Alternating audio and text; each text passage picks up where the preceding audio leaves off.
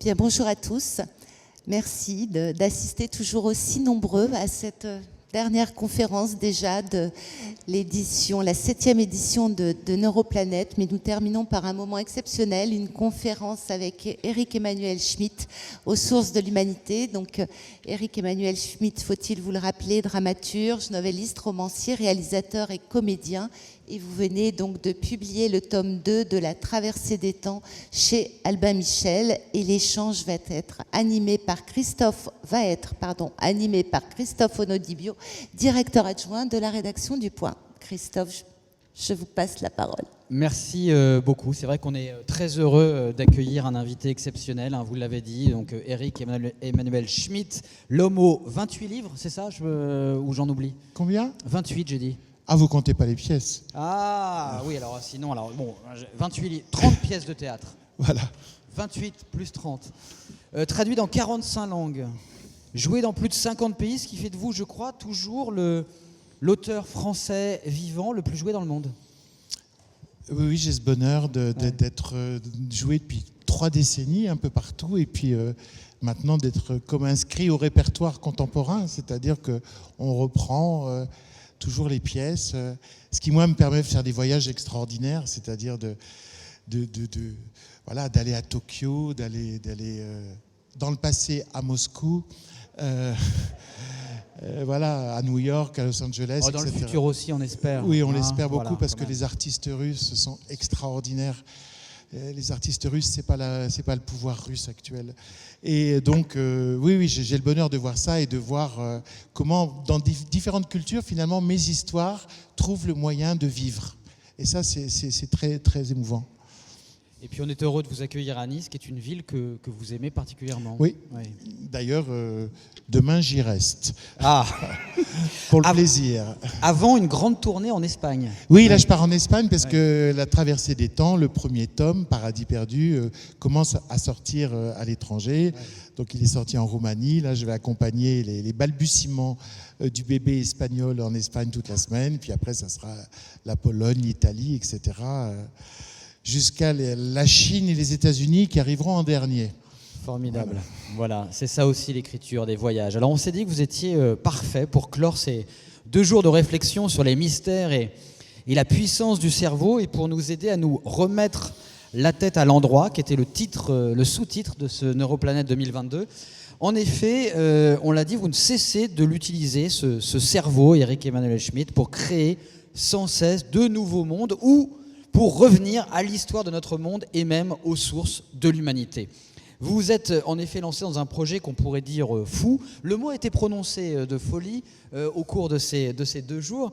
On pourrait dire que c'est fou, mais au contraire, il est très sensé, ce projet. Il est absolument monumental et il a pour ambition de raconter en 8 tomes, un roman de 8 tomes, rien moins que l'histoire de l'humanité, de la préhistoire à nos jours, comme si Alexandre Dumas rencontrait Noah Yuval Harari, l'auteur de Sapiens.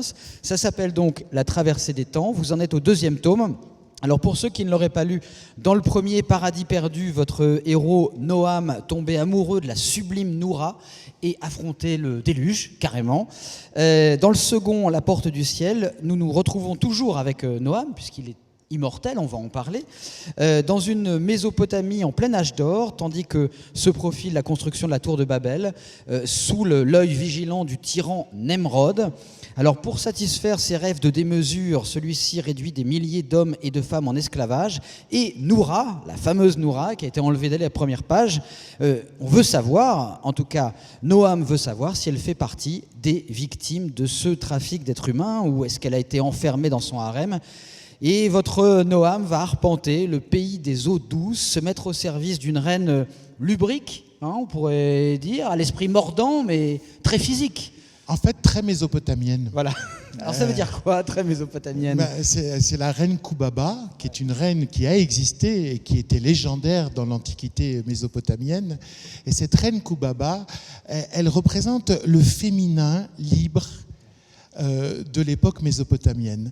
Parce que, en fait, dans le système des dieux et des déesses mésopotamiens, le féminin dominait.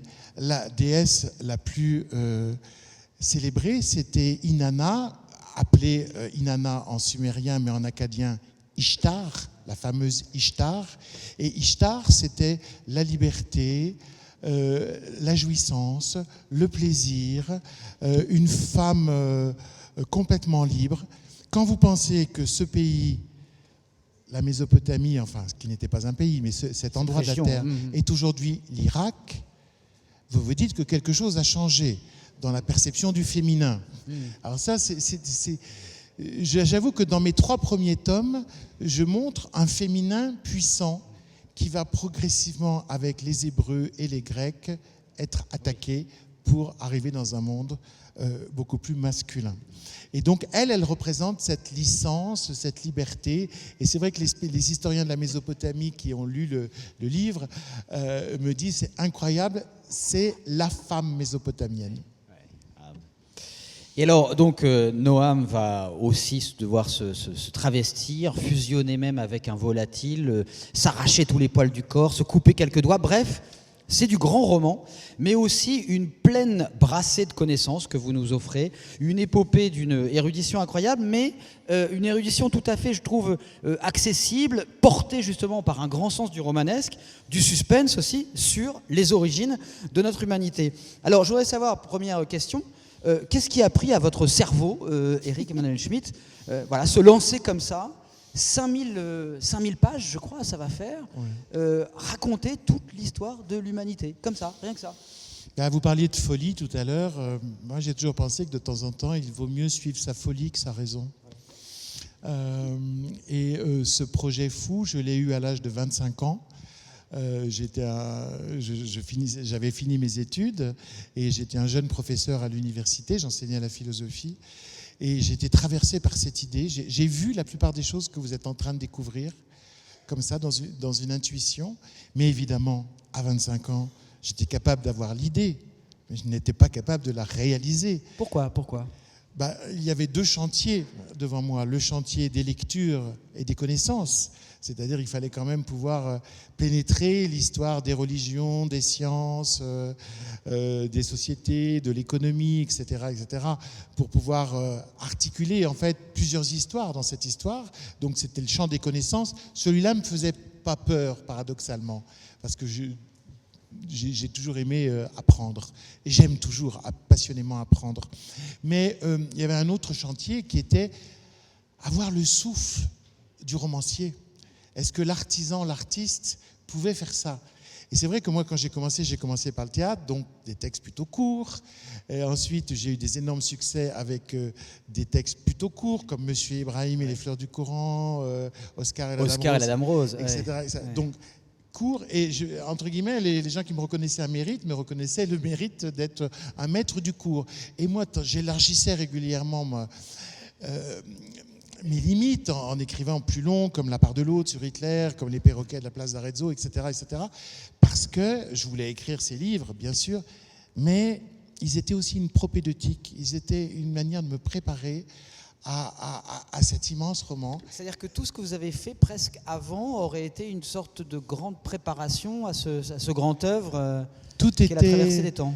Tout était une fin en soi et en même temps, vous le savez bien, tout sert. Oui. Tout ce qu'on a fait dans notre vie sert à faire d'autres choses. Et pantareil. Voilà, exactement. Tout cool, comme disait Héraclite. Donc, j'aimerais qu'on revienne, vous avez parlé d'une intuition. Donc, à 25 ans, vous avez l'intuition de ce grand œuvre, de cette épopée monumentale. Est-ce que vous pourriez nous expliquer, puisqu'on est dans un forum aussi sur le cerveau, ses mystères, ses puissances aussi, qu'est-ce que c'était que cette intuition ? Qu'est-ce que vous avez vu à 25 ans ? Comment on voit un livre ou un livre aussi multiple que celui-là ? On aperçoit un processus dynamique, c'est-à-dire on aperçoit un personnage qui n'est pas statique, mais qui est en mouvement aussi bien intellectuel, spirituel, amoureux, et qui donc finalement, on aperçoit une force qui se déploie. Et moi, un personnage, c'est toujours une dynamique. Souvent, les metteurs en scène, par exemple au théâtre, me disent « Vos personnages, comment vous les voyez ?» Je leur réponds « Je ne les vois pas. Je ne les ai jamais vus. Je les verrai quand les acteurs apporteront leur corps. Mais je ressens leur dynamique. Oui, leur puissance, leur énergie. C'est ça que je capte. Et alors, je voyais l'énergie de ce personnage. J'ai tout de suite eu l'énergie de ce personnage, Noam, qui se trouve être immortel, mais n'a absolument pas la stature d'être un immortel. Il n'a pas non plus la stature d'être un héros. Quand il va se conduire héroïquement, il sera toujours un héros malgré lui. C'est-à-dire simplement parce qu'il est responsable des gens qu'il aime. Donc, il se comporte bien et il se hisse jusqu'à l'héroïsme. Mais il n'est pas dans une pose de gloire, d'héroïsme ou une envie d'être fort. Je voyais toutes ces faiblesses, au fond, qui l'amèneraient à être un personnage dynamique qui progresse sans cesse. Je sentais sa curiosité intense, son esprit encyclopédique, et puis cette ambiguïté fondamentale que j'ai tout de suite ressentie. Il cherche le secret de la vie. Il est médecin, il est guérisseur, parce qu'à l'époque on ne disait pas médecin. Il cherche le secret de la vie pour les autres, mais il cherche le secret de la mort pour lui, parce que avoir cette immortalité sur les épaules est quelque chose qui finit par lui peser. Et voilà, c'est ça que je sentais. Ça, c'était une intuition. Et après, la structure d'un livre, c'est toujours aussi une structure dynamique. C'est-à-dire, j'ai des rendez-vous. J'ai des rendez-vous avec des acmés d'émotions, de réflexion, d'action, une surprise, un coup de théâtre. Et j'ai cet appel dynamique à tous ces rendez-vous. Alors, évidemment, quand le livre est fini, je fais croire à tout le monde que j'avais tout prévu. Non. J'avais ces rendez-vous et puis parfois en route, je trouvais mieux. Je vous interromps, mais l'idée de rendez-vous, comme ça, quand on écrit, quand on est en pleine création, oui. Qu'est-ce que ça veut dire? J'ai des rendez-vous. On vous voit faire des mouvements comme ça, on a l'impression de force, presque d'onde, d'électricité. C'est un appel plus qu'un manque. Oui. Vous savez, aujourd'hui, en psychologie, souvent, on explique tout par le manque. Ah, pourquoi vous faites tant de choses? Quel vide vous comblez? Je réponds, je ne suis pas vide, je suis plein. Non, mais on a le droit de dire ça, mais pas aujourd'hui. Et moi, je ressens plus des appels que des manques. Oui, le livre que j'écris, il me manquait, autrement je ne l'écrirais pas. On écrit tous les livres qui nous manquent. Mais j'ai été les livres que les autres n'ont pas écrits. Les livres que les autres n'ont pas écrits. Qu'on a envie de lire nous. Mais ce n'est pas d'une façon négative. C'est parce qu'on est appelé par une énergie qui demande à se déployer dans notre imaginaire, dans nos mots, et qui un jour va exister sur le papier. Moi, j'ai toujours l'impression d'être un scribe plutôt qu'un créateur. J'ai toujours l'impression d'être simplement de prêter mon talent et éventuellement un peu de savoir à des problématiques, à des histoires et à des personnages qui me traversent. Je suis leur scribe. Est-ce que vous êtes de ceux qui disent, c'est vrai que l'expression parfois paraît naïve, mais il se trouve que, en tout cas moi elle m'apparaît vraie, que les livres, certes demandent beaucoup de travail, mais à un moment s'écrivent tout seuls presque. Ah oui. C'est surtout que, à mon avis, c'est c'est le livre qui nous apprend comment il doit s'écrire. À force de fréquenter un livre, c'est-à-dire de commencer à l'écrire, au bout souvent de quelques jours ou de quelques semaines, je dis « Ah oui, j'ai compris comment il s'écrit celui-là ». C'est-à-dire c'est le livre lui-même qui m'a dit il faut que là, ça soit plus court, là, que ça soit plus long. Exactement comme un peintre se recule pour regarder son tableau, et le tableau parle. Le tableau lui dit « Ici, l'oblique est cassé, tu dois la rétablir. Ici, il faut ajouter du rouge, etc. etc. » Véritablement, on n'est pas créateur, autosuffisant, démurge, on est au service. Moi, je suis un esclave au service de mon imaginaire. Il y a des jours, d'ailleurs, j'en ai assez. Mais je suis bien payé. Est-ce que je peux trahir, pas un secret, mais... Est-ce que je peux parler de la discussion qu'on a eue tout à l'heure et que vous avez eue justement avec des neurologues? Oui, j'ai profité du fait de pouvoir en coulisses rencontrer des neurologues pour poser une question relative à la création. Parce que, voilà, je leur expliquais que il m'arrive toujours quelque chose d'étrange quand je me mets à écrire. C'est-à-dire, quand je me mets à approcher de mes personnages, à bien sentir leur énergie, à entendre leur voix, et à voir le mouvement de l'histoire. Quand j'approche du livre qui doit s'écrire mais qui existe en moi, je m'endors sur le bureau. Mais je tombe. Parfois, je me relève, j'ai l'ordinateur qui est marqué sur mes joues. Le seul bienfait de mes droits d'auteur, ça a été que je me suis acheté, je vous le jure, je me suis acheté un fauteuil. Il suffit que j'appuie, hop, il me renverse en arrière quand je m'endors. Et alors, du coup, je ne suis plus marqué comme avant par le travail. Et ça dure 2-3 minutes, pas plus. Et puis, je me réveille et je suis vaseux. Mais vraiment vaseux. Comme après un sommeil. Voilà. Et j'ai découvert qu'il ne fallait pas que je sorte de cet état vaseux. C'est l'état dans lequel l'histoire m'arrive et me parle et dans lequel je vais écrire tout l'après-midi.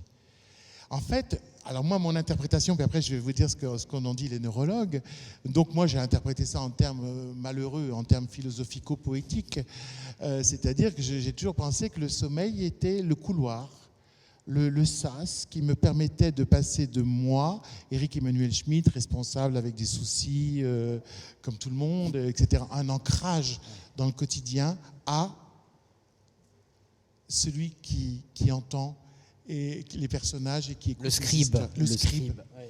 Voilà, me quitter moi. Et je me disais, il faut que je passe par le couloir du sommeil pour ça. Et alors donc, conversation avec 2 neurologues cet après-midi, d'abord qui m'ont dit c'est très intéressant. J'avais vraiment Et là, inquiétude. Oui, j'avais l'impression d'être un chimpanzé dans une cage. Je cherchais les neurones, comment ça s'appelle les trucs les électrodes. Non, mais très sérieusement, voilà. Et donc ils m'ont dit que je vivais sans doute en accéléré ce que le sommeil de la nuit nous offre, c'est-à-dire ce moment où le cerveau perd sa tenue dans les impératifs du jour et dans les règles et dans la socialité et dans les interdits et dans les responsabilités et les devoirs, etc. Et donc des zones du cerveau s'éveillent, se réveillent, etc. et créent des associations beaucoup plus libres et que donc finalement je devais, avec ces 2-3 minutes de sommeil, faire en sorte que le cerveau se mette dans cet état de réceptivité de ces différentes zones. Oui, parce que le sommeil est un moment, c'est ce qu'ils expliquaient, où justement le savoir se constitue, où l'activité cérébrale, notamment ils parlaient des enfants qui ont besoin, enfin vous le savez, de dormir beaucoup pour fixer justement tout ce savoir. Donc c'est là que se fixent aussi tous les éléments de vos romans. Ce qui était intéressant, c'est qu'il me disait, au fond, vous faites d'abord un travail très construit, très intellectuel, puisque vous faites des recherches, vous pensez votre livre comme un romancier peut le penser, etc. Donc il y a un travail extrêmement intellectuel. Mais évidemment, vous avez besoin de vous en détacher de ce travail-là. Donc lui, il ne pensait pas que je me détachais de moi dans mon quotidien, mais que je me détachais plutôt du travail volontaire pour laisser place à la libre association, etc. Et c'est vrai que j'ai d'autres méthodes dans ma vie, je l'ai dit parce qu'il y a sûrement des gens qui écrivent, j'ai d'autres méthodes dans ma vie que le sommeil, parce que tout le monde ne peut pas faire ça, parce que c'est bizarre, c'est un truc à moi, mais moi je pratique beaucoup, je regarde beaucoup le feu. Je fais un feu de cheminée et je me laisse hypnotiser par les flammes. Et je sais que mon cerveau à ce moment-là relâche certaines tensions et je trouve les histoires arrivent, les histoires s'écrivent. Je fais ça aussi, je regarde la rivière avec mes chiens, on s'arrête au bord de la rivière et on regarde la rivière qui coule. Je me laisse hypnotiser par l'eau. J'en parle d'ailleurs dans Paradis perdu et j'en parle tout le long de tout à l'heure, vous me disiez, je suis très bachelardien, parce que c'est vrai que Gaston Bachelard et les éléments, Bachelard l'eau, le feu. a beaucoup parlé de la rêverie que développe le feu, que développe la vue de l'eau. Et c'est vrai que je m'en sers comme des supports pour sans doute cesser de faire travailler l'hémisphère analytique et laisser travailler l'hémisphère créatif du cerveau. Revenons à l'analyse, parce que vous l'avez déjà dit, mais peut-être ne le savez-vous pas, pour constituer l'architecture de ce roman épopée, donc en plusieurs plusieurs livres, plusieurs tomes, mais je pense qu'on pourrait trouver même un autre, c'est plus que des tomes ou des livres, ce sont des grands moments en fait de l'histoire humaine. Vous constituez ce que vous appelez un arbre des possibles. Est-ce que vous pourriez nous en parler ? Oui, il faut que, comme je vous disais tout à l'heure, un personnage c'est une dynamique que je sens. Mais je la sens, puis après je la rationalise. C'est-à-dire que littéralement, dans mon esprit, pas forcément sur le papier, mais je dessine vers quoi m'emmènent les personnages et vers quoi d'autres ils pourraient m'emmener si je variais ceci. Et du coup, me disant, voilà, quand ils seront dans tel moment historique, la variable me permettra de dégager ça d'eux, ou leur caractère me permettra de dégager ça de l'histoire. Mais c'est graphique, c'est-à-dire que vous dessinez, c'est intellectuel. Dans ma tête, c'est graphique. Oui, mais vous ne faites pas des... Non. Ça, c'est une habitude que j'avais prise pendant mes études de philosophie. Je vais vous dire, c'est bête comme tout. Donc, moi, je faisais des études, j'étais à Normal Sup. Donc, j'avais Jacques Derrida comme professeur, j'étais chanceux. Et puis, je suivais en même temps des cours de philo à la Sorbonne, bien sûr. Et à certains cours où j'allais, il y avait des Asiatiques, des Japonais, qui suivaient des cours de philosophie. Et j'étais fasciné par eux parce qu'ils suivaient leurs cours de philosophie sans prendre une seule note. Ils étaient très beaux et ils avaient les deux mains posées. J'avais envie d'être aussi beau qu'eux, mais ils étaient très beaux, ils avaient les deux mains posées sur la table et ils écoutaient profondément. Et ça m'a fasciné. Et je me suis rendu compte qu'en fait, je ne relisais jamais mes cours. Alors, pourquoi je prenais des cours ? Parce que l'écriture était un support de concentration, uniquement pour ça. Et je me suis dit, j'ai peut-être pas besoin de ce support de concentration si j'arrive, les mains à plat, comme les Japonais, à me concentrer sur ce qu'on me dit. Et vraiment, je me suis fait je précise, c'est après la grecque, quand j'étais en doctorat. La grecque, je prenais encore des notes, par prudence. Et je me suis dit, je vais m'entraîner à faire comme ça. Et alors après, j'en ai tiré beaucoup de bénéfices. C'est-à-dire que ça a marché, vous avez réussi. Ça a marché, oui. Je me concentre, je visualise, et je me dis, si ma mémoire ne retient pas, c'est que ça ne devait pas être retenu. Et autrement, si c'est intéressant, ma mémoire le retiendra. Donc vous reconstruisez aussi selon aussi le souvenir et selon la mémoire de ces rêves dans cet état vaseux ou gazeux dont vous parliez. Oui. Ouais. Je prends pas de notes. J'ai vraiment confiance à mon cerveau. Ouais. C'est vrai que Bernard... C'est bien, à vous écouter, on se dit, on s'endort aussi 3 minutes, on met les mains comme ça, et puis on écrit, des... Non, mais je travaille, je travaille beaucoup, mais dans le travail, il y a ça. Ouais. Il y a ces moments irrationnels, parce que l'esprit n'est pas que rationalité. Et il y a ces moments, et il y a ces méthodes, il y a même la respiration. Moi, j'ai donné des masterclass d'écriture, je disais, avant d'écrire, respirez et écoutez le silence. Parce qu'une voix va sortir du silence. Après, j'ai vu que les neurologues disent qu'effectivement, le travail sur la respiration est extrêmement important. Moi, Guillaume Néry, champion du monde d'apnée, hier, disait la même chose. C'est-à-dire qu'en fait, ça a été un des moments intéressants aussi de ce Neuroplanète 2022, c'est-à-dire que son cerveau a été analysé par un neurologue, et en fait il a trouvé des points communs, donc lui il est champion d'apnée, avec le cerveau de certains moines bouddhistes en fait. C'est la dimension, à l'intérieur, c'est la zone de méditation qui est activée quand il est en profondeur, en apnée. Donc c'est intéressant, et on n'est pas loin, l'écriture s'en rapproche. Si on revient à ce projet romanesque, la traversée des temps. Tout ça pour dire, Christophe, que écrire, ce n'est pas forcément écrire. Non, mais ça. Et souvent, on dit que les livres s'écrivent d'autant plus qu'on ne les écrit pas. Exactement. Alors, ça paraît bizarre, c'est vrai. Oui, parce que beaucoup de gens se disent, il faut que je me mette au-dessus de ma table et puis que j'écrive. Non. Écrire, c'est un moment, il faut quand même. À un moment, il faut quand même mettre les mots. Voilà. Et un jour, il faut y aller. Qu'avez-vous découvert dans cette quête romanesque de ce qu'est l'homme, l'humanité ? Mais d'abord, je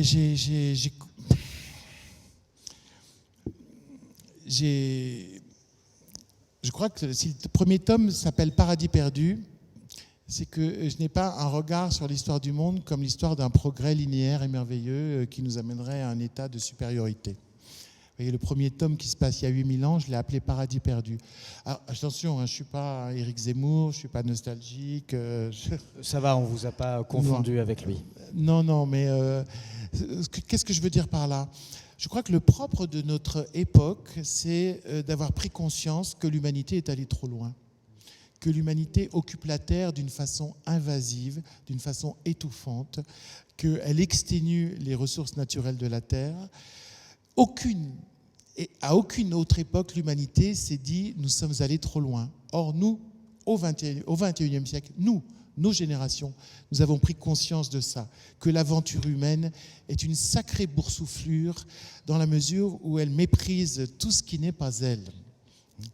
Et là, la conscience de la limite est atteinte, tout simplement parce que nous ne sommes pas plus empathiques que les générations précédentes, mais nous commençons à nous rendre compte que nous sommes nous-mêmes en danger du fait de notre occupation de l'espace et de notre exploitation de la nature, de ses ressources naturelles et de l'extinction de la flore et de la faune que notre activité provoque.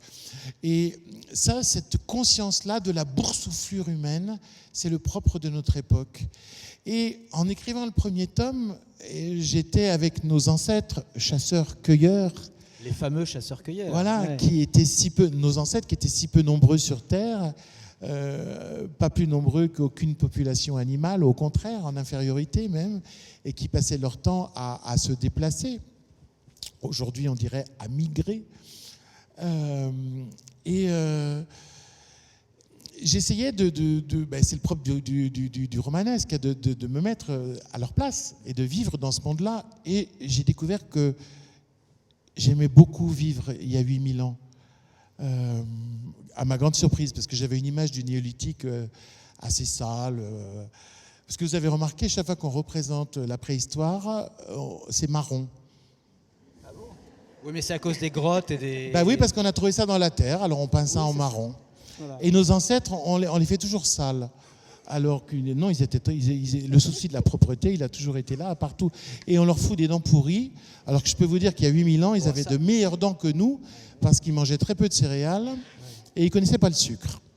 Et on a fait des découvertes récentes, une sorte de dentifrice préhistorique, et déjà, bien sûr. À base, évidemment, il n'y avait pas de tubes, etc., à base de plantes et de choses comme ça. Oui, non, mais alors on croit qu'on a inventé la propreté, la sexualité. Chaque génération pense qu'elle a inventé la sexualité. Oui. Non, mais arrêtons. Oui, parce qu'il y a cette dimension, c'est vrai qu'on pourrait en parler, il y a cette dimension très physique dans vos livres. C'est-à-dire que c'est une histoire de l'humanité dans tous ses aspects, y compris sexuels. Oui. Parce que quand on fait une histoire comme ça, on fait à la fois de l'histoire et puis on fait son contraire, c'est-à-dire de l'anthropologie. C'est-à-dire qu'à la fois on cherche les variants, l'histoire, et les invariants, l'anthropologie, c'est-à-dire ce qui est le propre de la condition humaine, du corps humain et de son rapport à l'environnement. Donc c'est très intéressant de montrer au fond ce qu'on a de semblable avec nos ancêtres et puis ce qui change. Et tout d'un coup, dans cette vie onéolithique, qu'est-ce que je découvrais ? Finalement, le rapport à la nature, aux animaux, aux plantes, était un rapport animiste. Alors, on a tous un regard extrêmement méprisant sur l'animisme. Oh, de moins en moins. C'est très à la mode, l'animisme. Oui, mais c'est récent. Hein. Oui, tout à fait. C'est récent. Ouais. Mais on a plutôt été élevé dans l'idée d'Auguste Comte, la philosophie de l'histoire, l'enfance de l'humanité, l'animisme, et après l'adolescence. Et puis on finit à la philosophie. Hein. Et puis il y a Schacht et Hegel, il y a toutes les philosophies de l'histoire, par définition. Et moi, l'animisme, oui. Et moi, je me disais que finalement, il y avait une sagesse et une écologie profonde dans la spiritualité animiste. Pourquoi ? Quand on est animiste, on pense que l'homme n'a pas le privilège de l'esprit. On pense qu'il y a des esprits partout. Il y a des esprits dans l'écorce, dans le tronc, dans l'animal, dans la fleur, dans le vent qui passe, dans la rivière qui coule. L'esprit est partout, sous forme de génie, de démons, de dieux, de nymphes, etc. Mais au moins, ça induit un rapport de respect à la nature. Ça n'isole pas qu'on a l'homme. Perdu, selon vous, ça n'isole pas l'homme comme un sujet au-dessus. Hein.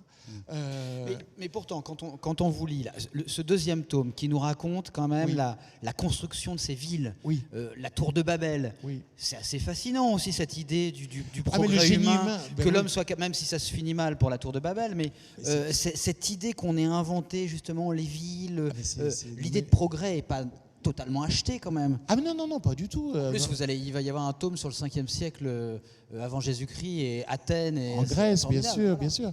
Non, mais attendez, moi je suis que dans l'ambiguïté et le paradoxe.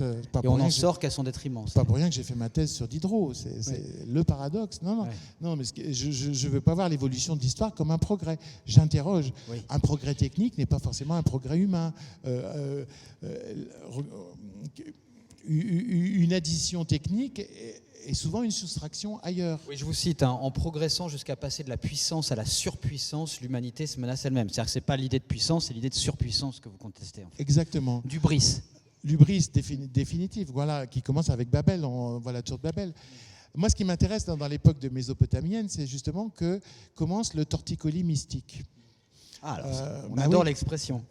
Bah oui, parce que nos ancêtres animistes, ils voyaient des esprits partout. À partir du moment où on se met à cultiver la terre, à drainer l'eau, ce que font les Mésopotamiens, puisqu'ils domptent le Tigre et l'Euphrate, où on se met à construire des villes en opposition avec la campagne, où on fait des réserves, etc., où on élève des animaux au lieu de les chasser, on passe à l'élevage et à l'agriculture, eh bien, le monde matériel, plutôt le monde naturel devient un monde matériel, c'est-à-dire de la matière pour l'homme, des items, des marchandises, et donc il perd sa qualité d'être habité par des âmes et des démons, et donc c'est à ce moment-là qu'on commence à quantifier, je veux dire, le réel, et donc on ne cherche plus l'esprit autour de nous, comme nos ancêtres, mais on va le chercher dans le ciel. Et c'est vrai que les Mésopotamiens vont inventer l'astronomie et l'astrologie, et vont construire ces grandes tours, qui sont certes des temples qui évoquent les 7 planètes. Les ziggourats. Les ziggourats, mais qui sont aussi des observatoires qui permettent d'étudier le ciel, c'est-à-dire d'étudier les dieux, puisque finalement, maintenant on les met là, et c'est pour ça que je dis le torticolis mystique commence.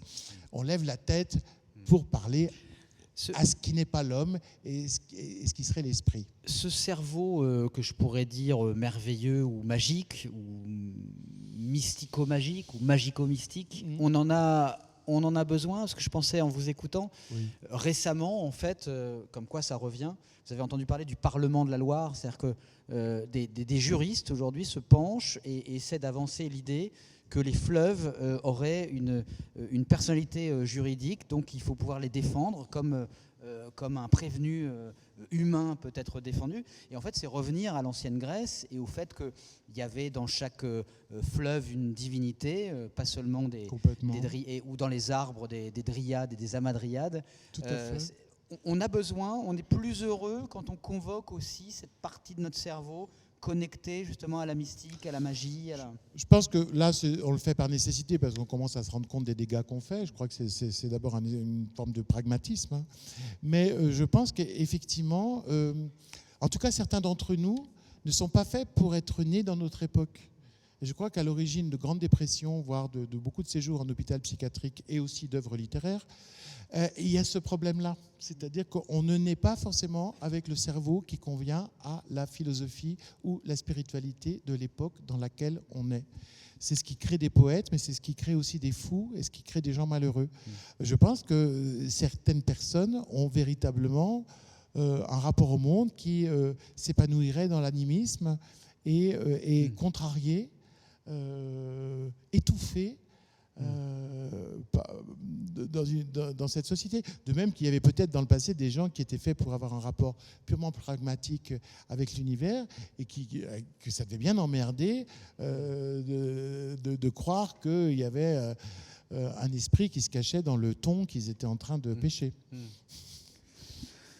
On a l'impression, quand on lit, et puis on a hâte justement d'être au dernier tome, alors d'ailleurs ça ne s'arrêtera jamais, parce qu'il y a un moment où... Moi j'ai pas hâte, parce que ça veut dire que je serai vieux quand j'aurai fini. Oui, mais au fur et à mesure de l'écriture, l'histoire continue à avancer. Donc de toute façon c'est un projet qui est voué à ne jamais s'arrêter. Vous entrez en compétition presque avec le temps. Ça s'appelle la traversée du temps, mais il continue à avancer sans vous. Ouais. Ah, pardon. Ah oui, il faut juste Tenez. Voilà. Oui, on m'entend ? On regarde toujours le passé ou le futur à partir de la fenêtre du présent. Et on projette. Forcément, on a le point de vue du présent. On projette les obsessions du présent sur le passé comme sur le futur. On ne peut pas échapper à ça. Voilà, le projet le plus moderne est toujours le projet le plus obsolète quelques temps après. Exactement. Je vous cite, vous avez déclaré au point: j'ai besoin de silence, de lumière, de vide. Tout à l'heure, vous parliez du vide et du plein. Il faut que tout autour de moi soit une page blanche. Pourquoi vous faut-il ce climat presque virginal, si je prends le blanc, monastique aussi, si on parle de silence? Oui, c'est vrai que mon bureau, c'est plutôt un atelier de peintre, mais sans peinture. Que ça soit... C'est blanc, silencieux, c'est sous le ciel. En plus, comme j'habite en Belgique, la page blanche, c'est le ciel. C'est rarement bleu.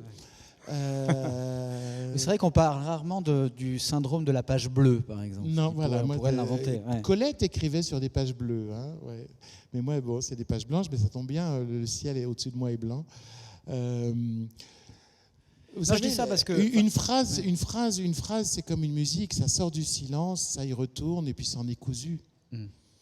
On travaille autant avec les sons qu'avec le silence. Mais c'était aussi pour questionner cette expression qui est très cliché de la page blanche, quoi. Il faudrait que l'écrivain... Alors évidemment, d'abord souvent ce sont des écrans maintenant, des écrans blancs, mais de pages blanches qui paralyseraient... Vous n'avez jamais connu ça? Moi je connais pas, non. Ça, c'est...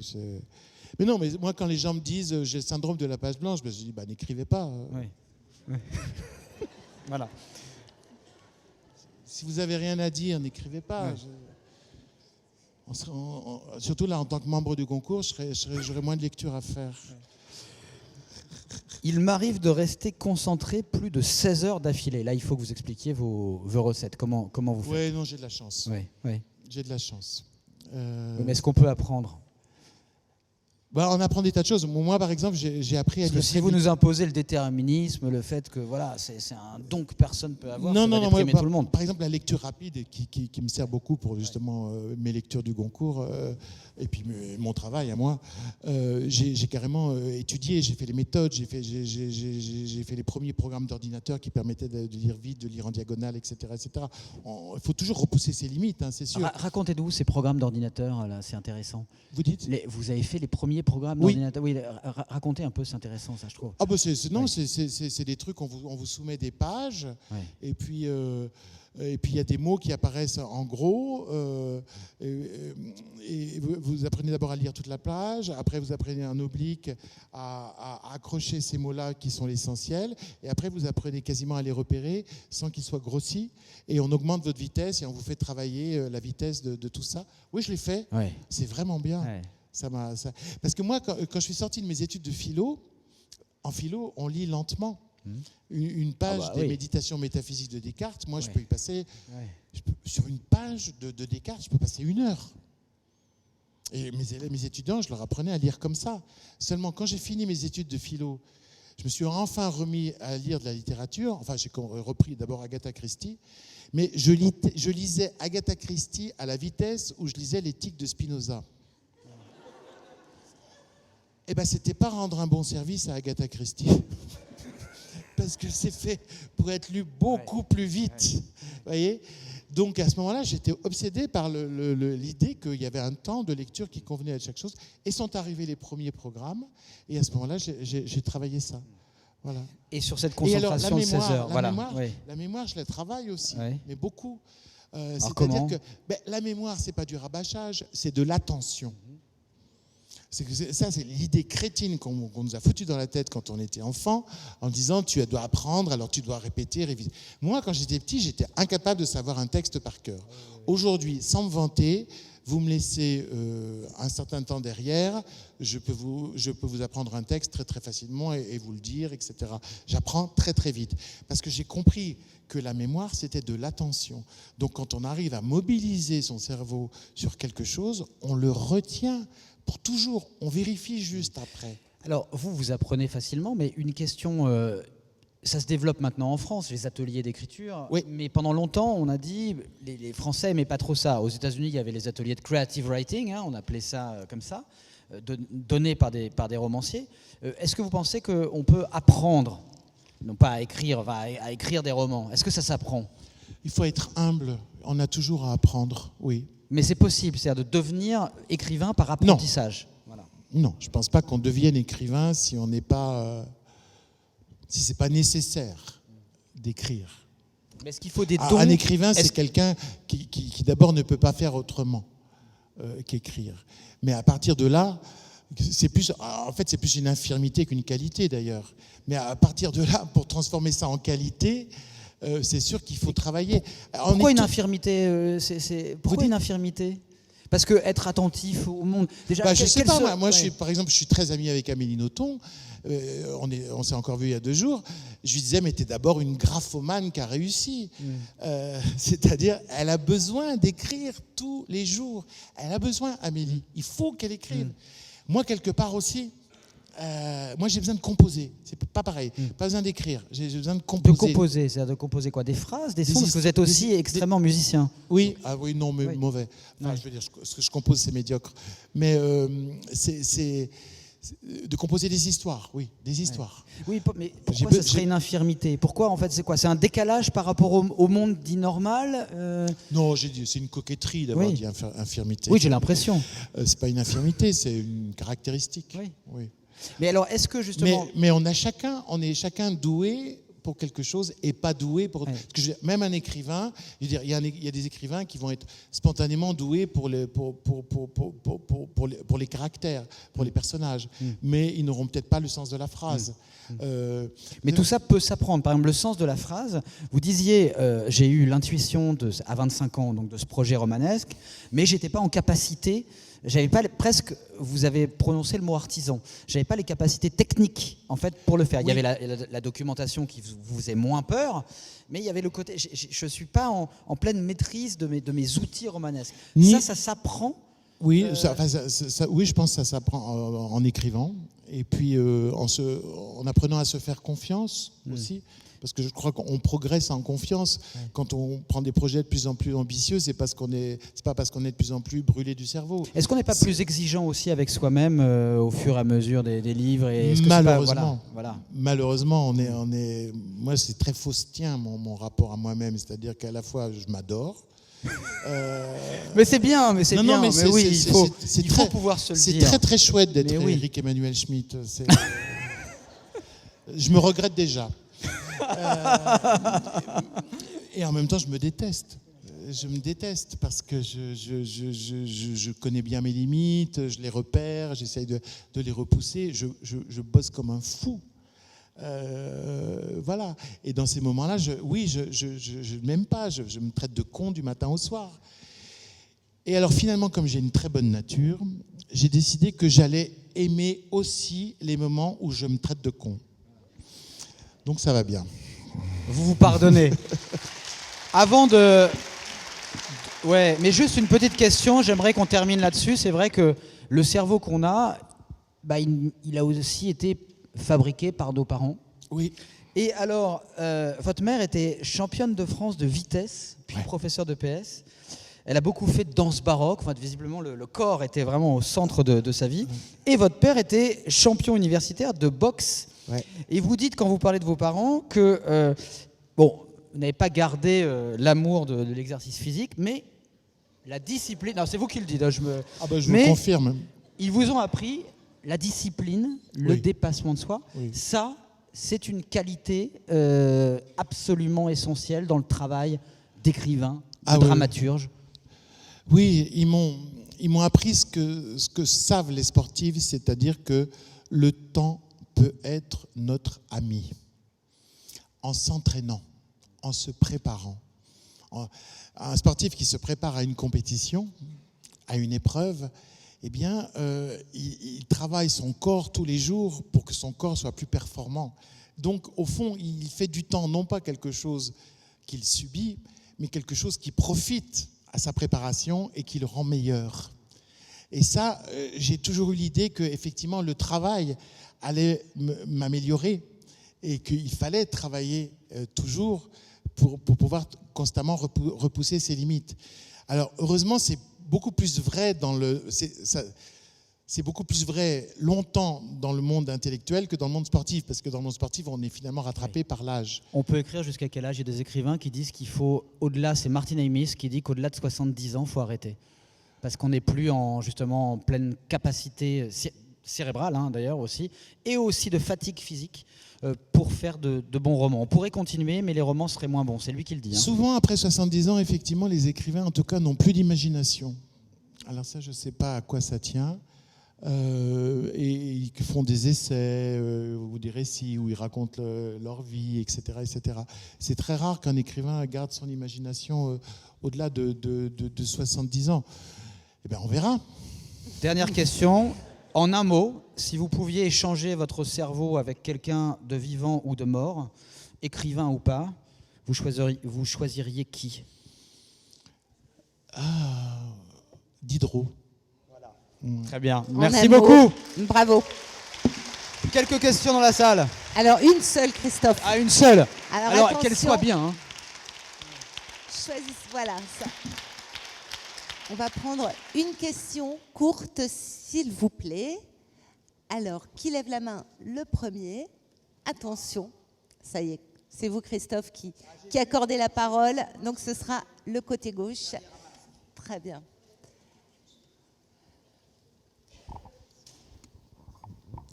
On vous écoute. Oui, bonjour. Quand vous dites je travaille, je bosse beaucoup, c'est quoi ? C'est comment ? Quand j'écris un livre, c'est 9h du matin, 20h. Je m'arrête pour déjeuner. Mais 9h du matin, 20h. Mais je ne fais pas travailler le même hémisphère toute la journée. C'est-à-dire, je commence par un travail critique sur ce que j'ai écrit la veille. Et puis après, je me mets à être créatif. Et vers 18h, mon hémisphère créatif est épuisé. Et là, je redeviens critique et je retravaille ce que j'ai déjà fait. Et parfois, parce que je suis un peu obsessionnel, il m'arrive, une fois que tout le monde est couché dans la maison, je retourne en douce dans mon bureau et je vais corriger quelques pages autour de minuit. Et quand le travail critique, il se fait aussi à la façon de ce que Flaubert appelait le gueuloir. Ça, vous parlez de musique tout à l'heure. Alors moi, mon bureau, je ne l'appelle pas mon gueuloir, je l'appelle mon écoutoir. Donc vous lisez vos propres phrases. Oui, c'est ça. Je les écoute. Non, je les écoute. Mais vous savez, quand on lit, on entend. Tous les neurobiologues l'ont dit. Il n'y a pas de lecture silencieuse. Et donc j'écoute. Moi, je suis musicien de formation. C'est-à-dire, quand je dis je suis musicien de formation, c'est-à-dire j'ai fait le conservatoire jusqu'en supérieur. Donc j'ai une bonne formation musicale. Et c'est vrai qu'à ce moment-là, j'écoute. Et on est quand même aujourd'hui plus heureux que Flaubert. On ne fera pas le meilleur livre, mais on est plus heureux que Flaubert parce qu'il y a l'ordinateur, parce qu'il y a les traitements de texte qui permettent de repérer les répétitions, la faiblesse d'un verbe, etc., etc. Et on n'est pas obligé de lire 15 fois le même texte à haute voix pour pouvoir repérer tout ça. C'est vrai, on a beaucoup de chance. Bien, merci. Il nous reste 1 minute. Moi, j'ai juste envie, mais alors vraiment à la manière de la dernière question de Christophe, vraiment une réponse en quelques mots. Vous avez évoqué à deux reprises, le terme irrationnel. C'est quoi votre définition de l'irrationnel ? C'est-à-dire que l'esprit n'est pas fait que de raison. La raison, l'intellect, c'est une toute petite partie de l'esprit. C'est la partie de l'esprit qui est consacrée à l'inventaire, à l'analyse du monde et à l'élaboration logique des idées. L'esprit, c'est aussi l'imagination, les souvenirs, c'est aussi l'émotion. L'esprit, ce sont aussi nos sentiments. Et l'esprit, ce sont aussi nos valeurs. Les valeurs, c'est irrationnel. Le trio dans lequel on met nos valeurs, il n'a pas de rationalité générale. Kant a bien essayé de faire une morale universelle, il n'y est pas arrivé, personne n'y est arrivé. Donc il y a la part rationnelle de l'esprit, elle est au fond toute petite, elle est essentielle. Il n'y aurait pas de science, il n'y aurait pas de technologie sans cette partie-là, mais l'esprit, c'est beaucoup plus que ça. Et même quand j'étais, entre guillemets, purement philosophe, j'étais effrayé par la réduction de l'esprit à la rationalité. C'est si peu de l'esprit, la rationalité. Merci beaucoup. On Parfait, vous applaudit. magnifique conclusion. On applaudit Merci Christophe Onodibio. Bravo. Et nous allons laisser... Un immense merci, Eric Emmanuel. C'était passionnant comme toujours. Merci à Christophe, merci Hélène. Merci aux équipes du Point qui sont là, qui ont permis ce Neuroplanel 7e édition. Merci aux équipes du CUM de la ville de Nice qui sont là. Bravo, bravo, bravo. Merci à tous. Merci évidemment à la ville de Nice. Et on se retrouve l'année prochaine avec un cerveau encore plus beau.